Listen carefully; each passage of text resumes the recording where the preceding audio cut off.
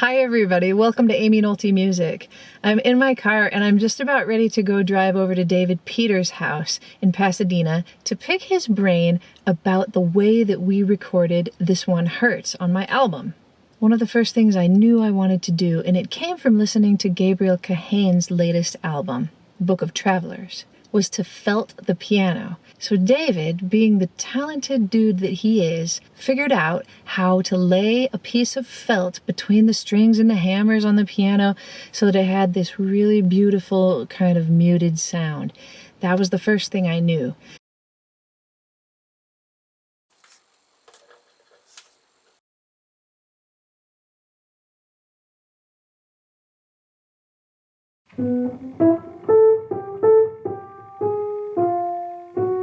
So I went over to David's house to record the piano,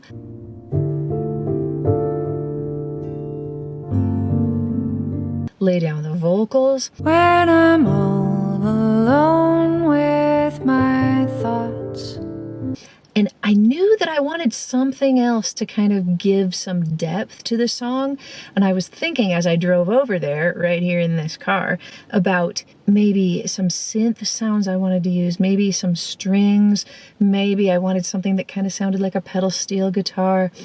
I was trying to think of how I was going to kind of fill up the space and give like a kind of a chill vibe and just something kind of sneaky here and there.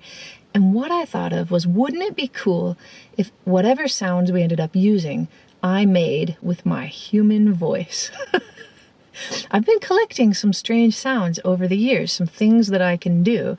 And I thought, all right, maybe it won't work, but if it works, it's going to make a pretty cool story. So I'm here today to tell the story of weird sounds that I made with my vocal cords and the way that David messed with them a little bit to give exactly what I was looking for. All right, can we go to wherever the first time one of those effects happens and like maybe a tiny bit of context before so we can hear what it sounds like? 'Cause I haven't learned just how to stop the fight. That's the first one. So there's also some piano, prepared piano. Yes. Plucking right there too. Can we hear first just the piano and then with the added vocal effect? Sounds like you're I was strumming a chord. Held some notes down and strummed it with just with my fingers. That's right. Mm-hmm. And then what's under that, and it's very soft on this first one, are these two notes. Can we turn those up? Yeah.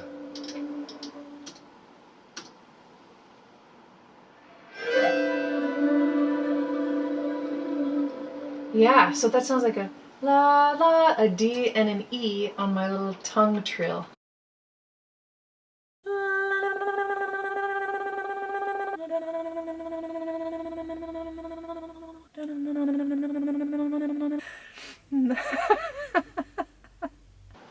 What'd you do to those? Maybe not much. There's not much because they're so subtle in the mix. There's a little bit of a flanger on them just to kind of, it almost helps them stand out a little bit or make them sound a little spacier, but mostly it's just reverb. And the two notes here just,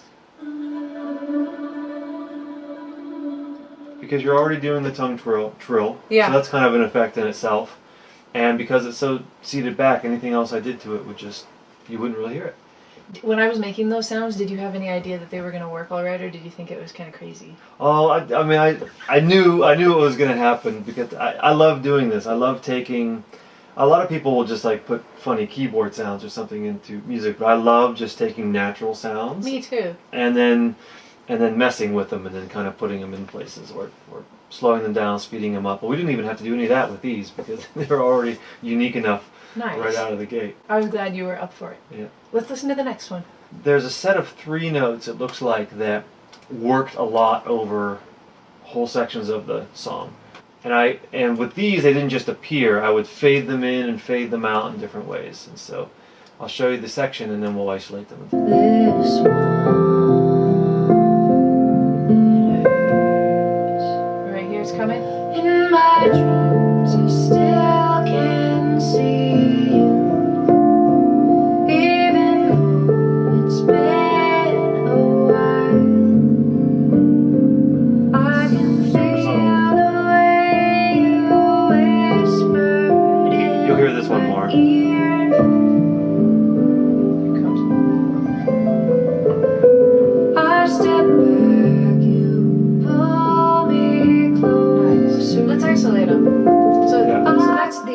entire second verse. Yeah, so just wherever there's a space in your lead vocal, they kind of sneak in, but again, it's probably extremely hard to hear. I think if you're on headphones, you might get a sense that something's happening without hearing it discreetly. Yeah. So here's...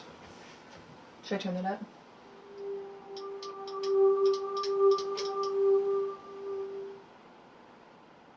That's a G. And then the G tongue trill. Yeah. I think the first one was the overtone, maybe. This is the overtone. Because you can hear both notes. So you're doing the overtone a little bit Yeah. in your voice, but plus I have the flanger on, which kind of isolates different frequencies, and so it brings out some of the overtones. So a lot of times when you hear it, you're not hearing your voice.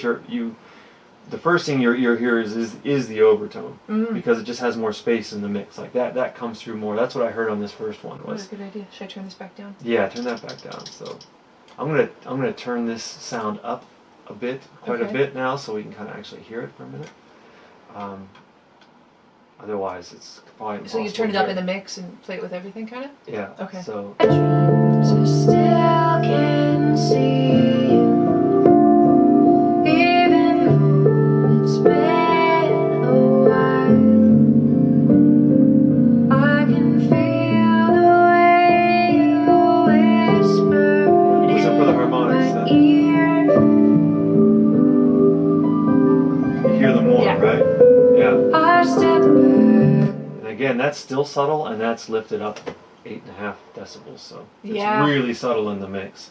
It's meant more of a something you feel than something that you hear. And that's exactly what it feels like too. And I mean, this song is why I listed David as producer on the album, because with these sounds, I just let him put them wherever he thought they sounded good, and he did whatever the heck he wanted with them. And I remember you sent it to me, and I just went, yeah, that's it. Like I didn't even have it tweak for you. I was happy about that, because I was like, I don't know. Just putting them around. I just tried to fill spaces with the notes that worked, and I tried to keep it subtle enough to where it wasn't like, what's that weird bug sound coming out? It was more like kind of a cloud, in the background. Let's listen to a couple more. Here's a cool one down here.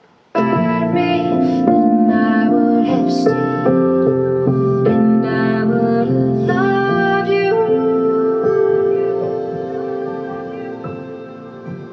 That was cool. Yeah. If you never. So again, it's probably hard to hear when the whole track is playing, but if I isolate those, you had done something, I don't even know how you did it. It sounds like buzzing bees with your voice. Oh, it's my electric guitar effect. Okay, so yeah. Yeah.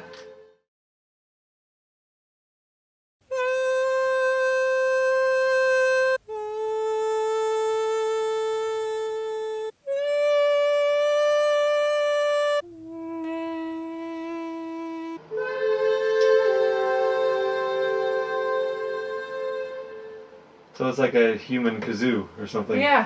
And that I didn't have to put any effects on. I mean, I put some reverb on it, but I didn't have to do anything to it to make them stand out, because they already had that kind of buzz and Crazy. And I made a lot of notes on that sound. I did a G and a C and an A and a D and a low E and a D. Like, so I had all these kind of diatonic notes that you could pull and choose from.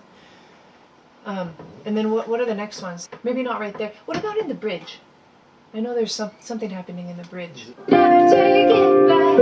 It's my forgiveness you lack. That sounds like an organ to You me. can never take it away. Oh, I love that. It is not an organ. yeah, it's just I'll all. turn it up now. Those are my overtone. Yeah, Yeah. yeah, your overtone. So there's already kind of two notes happening in your voice. Plus the flange really brings that out.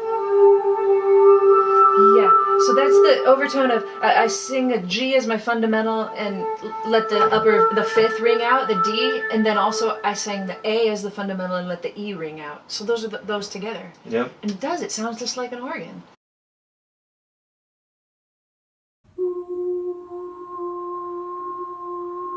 And you get two notes at the same time, the one that I'm singing and the next note in the overtone series. what's so fun, but it's not an organ, which is great. Because if it was an organ, I don't think that it would like catch the ear as much. Like, I don't think it would feel as haunting. So it would be easy to do, but there's something about taking sounds in an untypical way, like, or using the voice in an untypical way. Did you EQ those? Probably. Much? I just took a lot of, because they were so quiet, I took a lot of the low end out of them just to... I took a little bit of the fundamental out, so you would get a little more of the harmonic. Nice. Because otherwise, in the mix, you would just get overwhelmed by the... You wouldn't hear the harmonic as much because it's more hidden under the main note of the voice. So I just took a little bit of it out to rebalance them. And it looks like I have a little notch up there just to catch the harmonic a little bit. Right where it is. Let's see, is that right? Yeah, I wanted more of... Yeah. That's a whole other... Woo.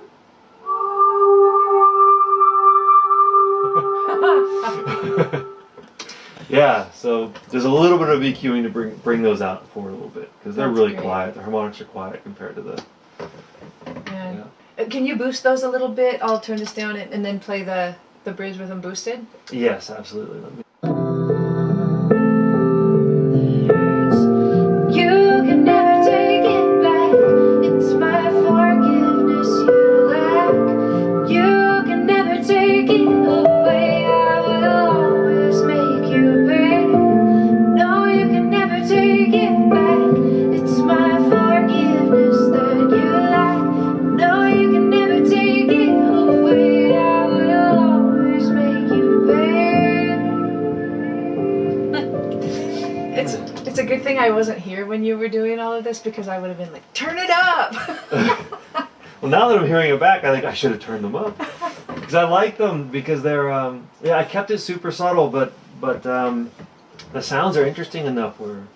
Oh yeah, I want to hear them. Yeah, and it's such a, mellow, chill, just kind of sneaky song anyway, to just have those, like, just barely be there. It's perfect. I think that was the reason for the decision where they sound cool, but the song isn't about those cool sounds. Right. So, Right. So as a producer, I'd be like, cool sounds, but then you kind of lose the narrative a little bit because you're busy focusing on the aliens in the background or whatever. Yes, these sounds. totally. Let's hear again the guitar, like the electric guitar ones right before that. Okay. Did you EQ those much? No, none. Nothing. Nothing. Just reverb? Just reverb. No flanger on that. No, that whole chord was literally just your voice with some reverb on it. Crazy.